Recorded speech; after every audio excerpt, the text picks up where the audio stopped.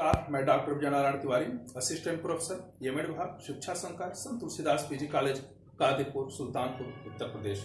प्रिय विद्यार्थियों, संस्कृत शिक्षण में अब हम संधि को पढ़ रहे हैं, जिसमें दीर्घ संधि को हमने पिछले वीडियो में पढ़ा कि आकाशवाणी दीर्घा आ के बाद आ, ई के बाद ई, ऊ के बाद ऊ, री के बाद री अगर आता है तो इनको क्रमशः दीर्घ हो जाता, माने आधन आ को आ, ईधन ई को ई, ऊधन ऊ को ऊ और रीधन री को री, अर्थात दीर्घ हो जाता है।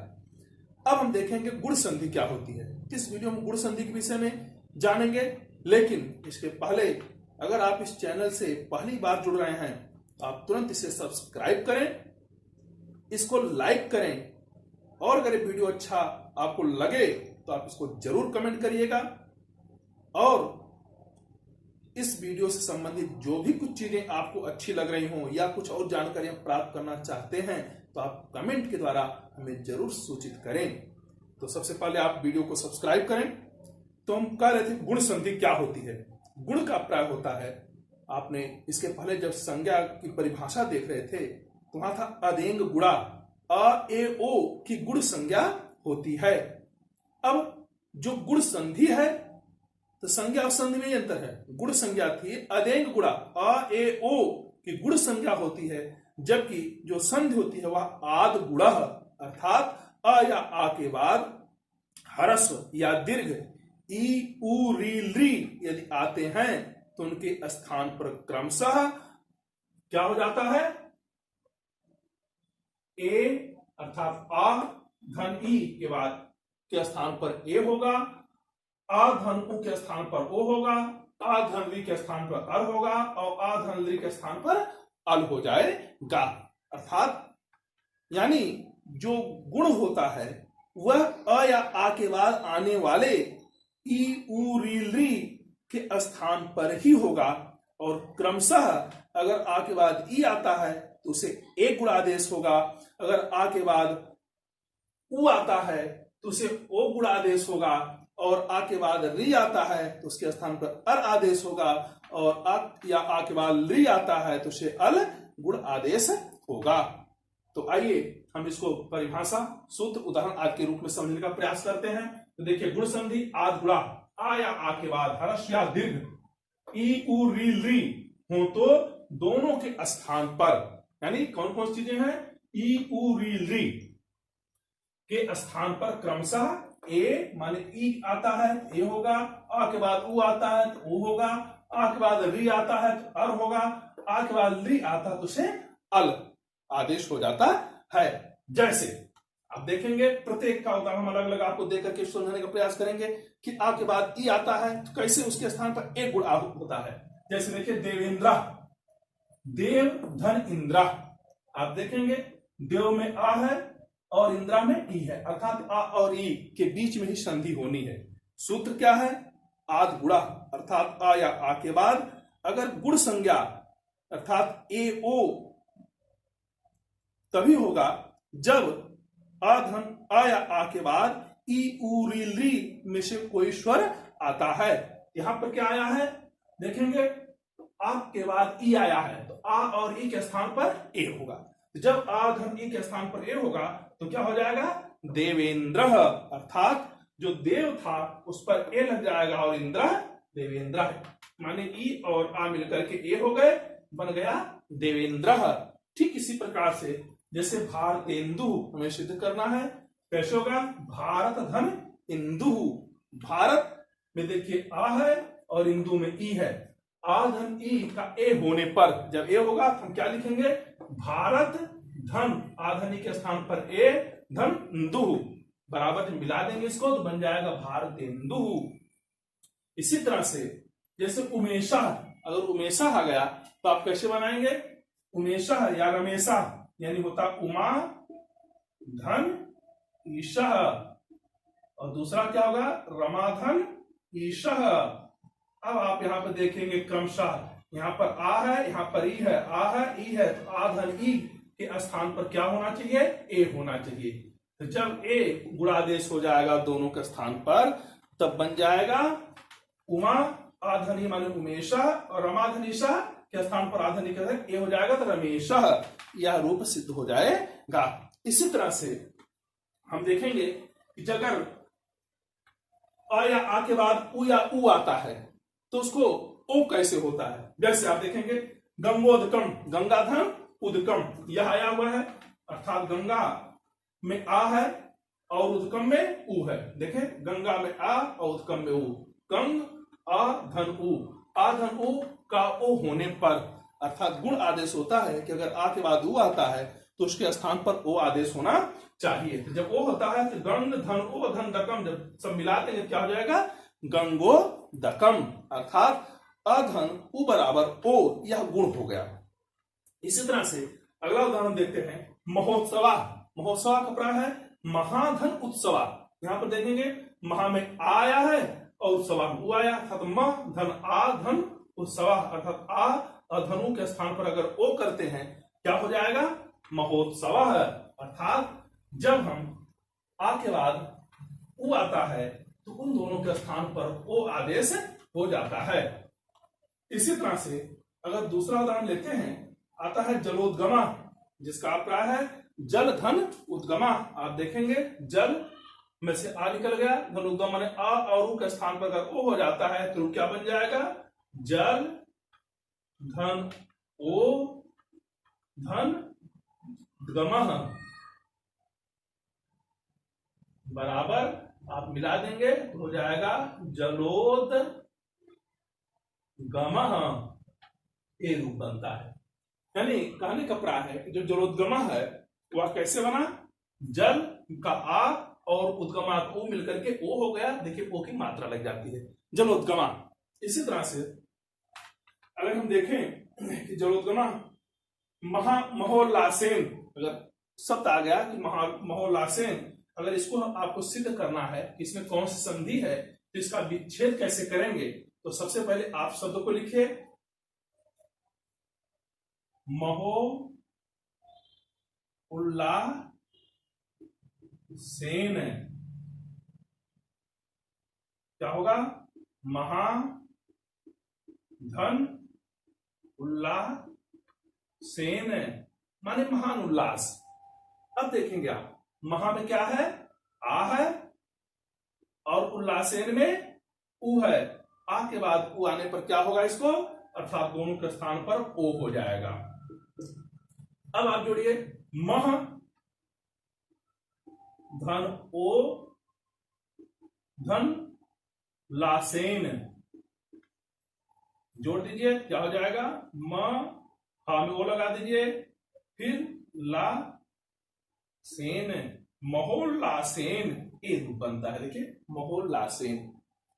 कहने का प्राय है कि जब हम आ या आ के बाद कोई भी ह्रस्व या दीर्घ उ आता है तो उनके स्थान पर ओ गुण आदेश हो जाता है, अर्थात ओ हो जाता है। जैसे आप देखा महोत्सवा, महोल्लासेन, ये सब ऐसी चीजें हैं, ऐसे उदाहरण हैं जो सिद्ध करते हैं कि अ धन उ बराबर ओ गुण होता है। आगे हम देखेंगे जैसे गंगोर्मी, गंगा की उर्मी, गंगोर्मी अब गंगा धन उर्मी, यहां पर भी देखिए वही है, गंगा है उसमें आ है, उर्मी में उ है। जैसे गंगोर्मी,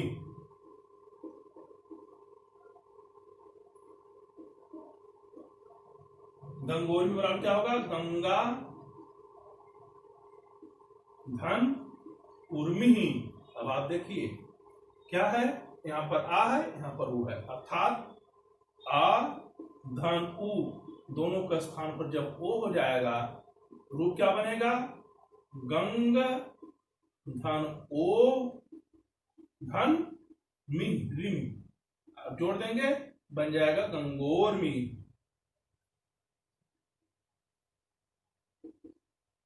ये रूप बनता है।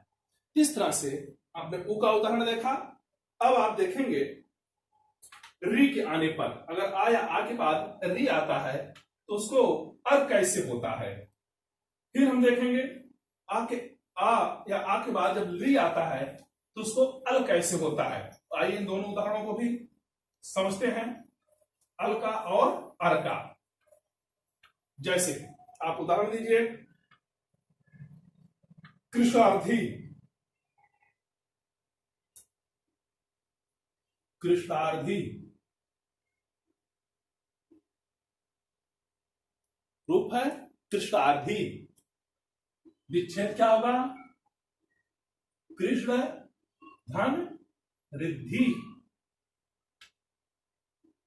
अब देखेंगे आप, आ आया है, इसके बाद री आया है, आ धन री, दोनों का स्थान पे क्या सूत्र होना चाहिए? अर होना चाहिए। अर्थात अदेंगुड़ा से आ के बाद अगर री आता है तो उसके स्थान पर अर आदेश होना चाहिए। बन क्या जाएगा?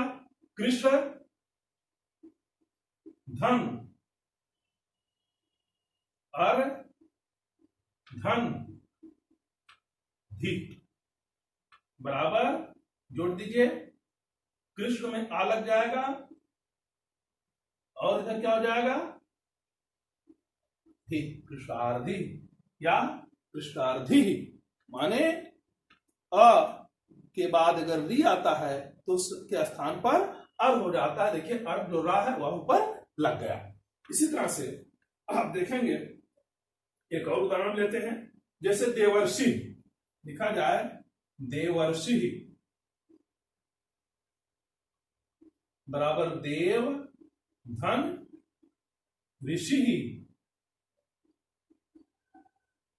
बराबर क्या हो जाएगा?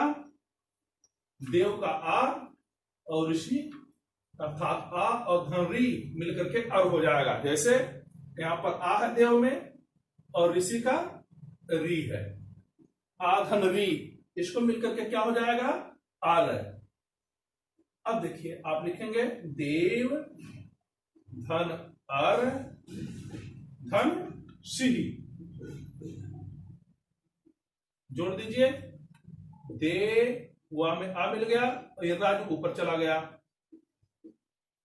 देवर्षि सिद्ध हो गया देवर्ष। अर्थात आ के बाद री आने पर उस री को अर गुण आदेश हो जाता है। इसी तरह से सप्तर्षि, आप देखिए सप्तषि यानी सप्त धन ऋषि। अब आप देखेंगे सप्त में आ है और ऋषि में री है, दोनों को मिलाने पर क्या हो जाएगा? री के स्थान पर अर आदेश हो जाएगा। जब अर आदेश हो जाएगा तो रूप हो जाएगा सप्त धन अर धन सी। अब जोड़ दीजिए एक में, इसको बन जाएगा सप्त में आ मिल गया और रा जो ऊपर चला गया, सप्तर्षि।